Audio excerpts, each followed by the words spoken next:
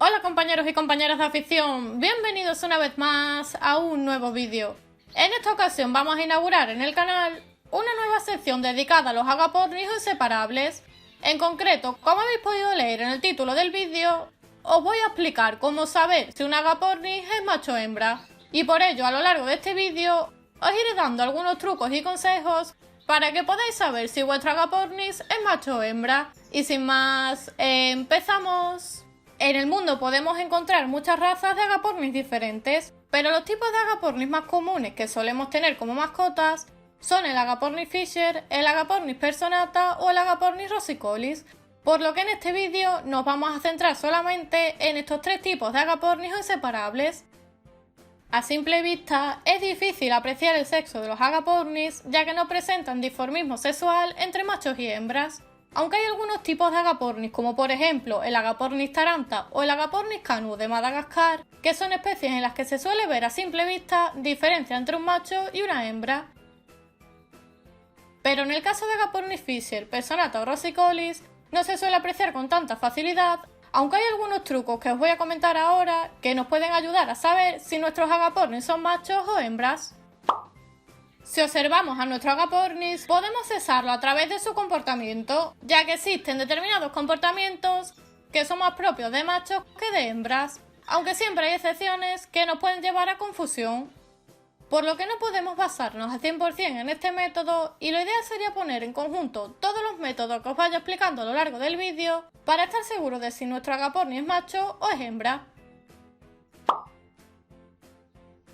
En el caso de los machos, estos suelen frotarse y rascarse muy a menudo con comederos, posaderos, con los juguetes que les coloquemos, o incluso si son papilleros y están acostumbrados a nosotros, puede que se froten con nosotros, intentando masturbarse, lo que nos indicará claramente que es un macho y que tiene mucho celo.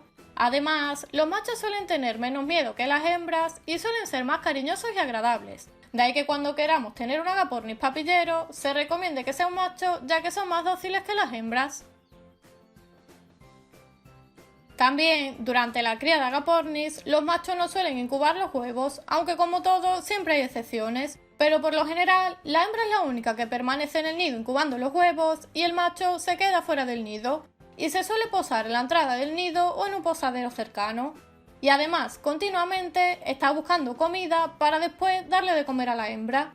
Por lo que los machos son los que suelen regurgitar comida a las hembras y por tanto en este caso el macho sería el de la parte de arriba y la hembra la de la parte de abajo. Por último, los machos en celo suelen estar intranquilos y emiten unos pequeños pitidos a la vez que adoptan una posición erguida para captar la atención de la hembra. En el caso de las hembras, estas suelen ser más territoriales y agresivas que los machos, por lo que cuando intentamos acariciarlas, les limpiamos la jaula o revisamos el nido en la época de cría, las hembras por naturaleza siempre se van a enfadar más, se van a sentir molestas y van a intentar picarnos. Además, si acercamos a un nuevo agapornis para que se conozcan, las hembras suelen tener un comportamiento de rechazo y se muestran más agresivas con el nuevo agapornis, y en la mayoría de los casos intentará pegarle para defender su territorio. Mientras que los machos suelen ser más distantes y curiosos y no les suele molestar ver un nuevo agapornis. También, la hembra durante la cría casi siempre es la encargada de construir y confeccionar el nido a su gusto, por lo que si vemos que coge el material que le coloquemos para que hagan el nido, lo amolda y va llevándoselo al nido, puede que estemos ante una hembra, ya que los machos raramente ayudan a hacer el nido. Si durante la cría de agapornis los observamos con detenimiento y sin molestarlos, podremos ver cómo la hembra se agacha con las alas entreabiertas y adopta la postura de cópula, o como se le suele llamar también, la posición de avioncito. Este comportamiento es propio de las hembras en celo, y por lo general emiten pequeños sonidos llamando al macho para que acuda a inseminarla. No obstante, y os lo comento por experiencia, las hembras en celo también suelen subirse una encima de otra, imitando el apareamiento, y esto nos puede llevar al error. Además, si le damos hojas de palmera o algún folio, las hembras suelen hacer pequeñas tiras de papel y ponérselas debajo de las alas.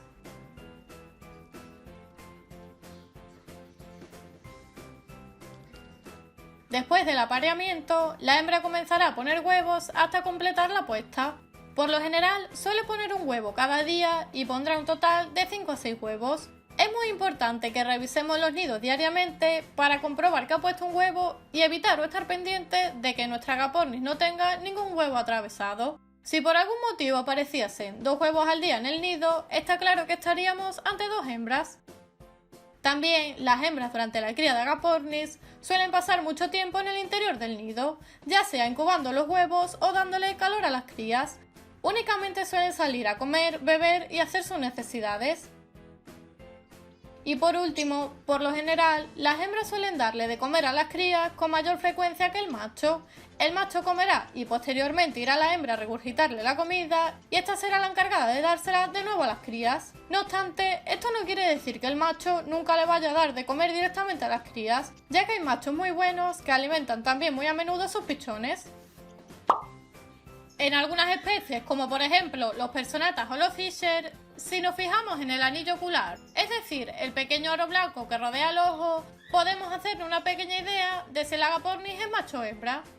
Los machos suelen tener este aro blanco algo más pequeño y estrecho, mientras que las hembras suelen tenerlo más ancho, aunque este método no es fiable al 100% y va a depender mucho de la genética del agapornis.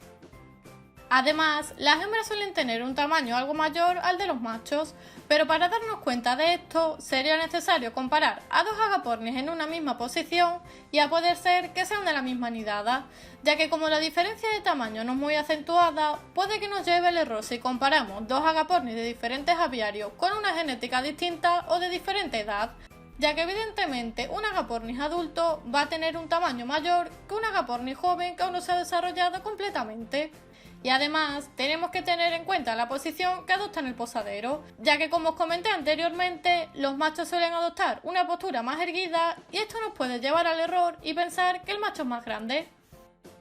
También la mayoría de las hembras suele tener la cabeza más redondeada y el pico algo más ancho y grande. Sin embargo, si nos fijamos en la cabeza de los machos, no suele ser tan redondeada y se nota una pequeña diferencia entre la frente y la cabeza, y además el pico es algo más pequeño.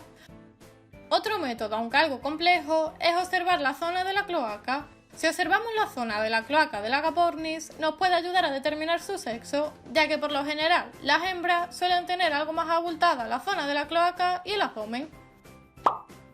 Unido al punto anterior, y sobre todo los creadores de agapornis con más experiencia, pueden saber si un agapornis es macho o hembra a través de su cloaca. Para ello, se coge el agapornis con mucho cuidado y con el dedo índice o el dedo meñique se palpa con sumo cuidado la zona próxima a la cloaca para intentar ver la forma que tienen los huesos pélvicos. En el caso de las hembras, los huesos pélvicos son más redondeados y están más separados por naturaleza para que puedan poner huevos sin dificultad. Por lo que si tras palpar los huesos pélvicos notamos que los huesos están separados o abiertos y que hay el espacio suficiente para que pueda pasar un huevo, probablemente estemos ante una hembra. Pero si por el contrario el espacio entre los huesos es muy reducido, es decir, están muy juntos o pegados y además notamos que son algo puntiagudos, puede que estemos ante un macho. Este método está especialmente indicado para agapornis adultos que ya se hayan desarrollado completamente, ya que en agapornis jóvenes puede inducirnos al error e incluso si el agapornis ha puesto previamente algún huevo, nos será más fácil notar la diferencia porque habrá ensanchado los huesos pélvicos, aunque como digo, esta técnica requiere de paciencia y de experiencia. Por último y para finalizar el vídeo, quiero comentaros que en el caso de que no seáis capaces de cesar a vuestros agapornis por los métodos que os he ido explicando a lo largo del vídeo, también podéis hacerlo mediante un análisis de ADN y con una fiabilidad de casi el 100%. En el caso de que optéis por este método, podéis hacerlo de 2 formas, bien a través de una muestra de sangre en la que será suficiente con unas pequeñas gotas, o bien a través de la pluma que será mucho más cómodo. En este caso, debéis extraer con una pinza desinfectada y con mucho cuidado para no hacerle daño y no contaminar la muestra algunas plumas de vuestro agapornis, principalmente de la zona de la cloaca, e irlas colocando correctamente sobre el documento que nos facilita el laboratorio para que puedan analizarlo sin problema. Y al cabo de unos días y tras recibir y analizar las muestras, el laboratorio nos indicará casi con total seguridad si nuestro agapornis o inseparable es macho o hembra. Espero que os haya gustado el vídeo y os haya servido. Si es así, recordad compartirlo por vuestras redes sociales y grupos de WhatsApp para ayudarnos entre todos. Por si aún no lo habéis hecho, aprovecho para invitaros a que os suscribáis al canal y activéis la campanita de notificaciones para que recibáis un nuevo vídeo cada semana. Y antes de finalizar, aprovecho para mandarle un saludo a la compañera Julia y a su Agapornis. Y desde aquí agradecerle la colaboración prestada, ya que sin su ayuda este vídeo no hubiese sido posible. Y como siempre, les espero en el próximo vídeo.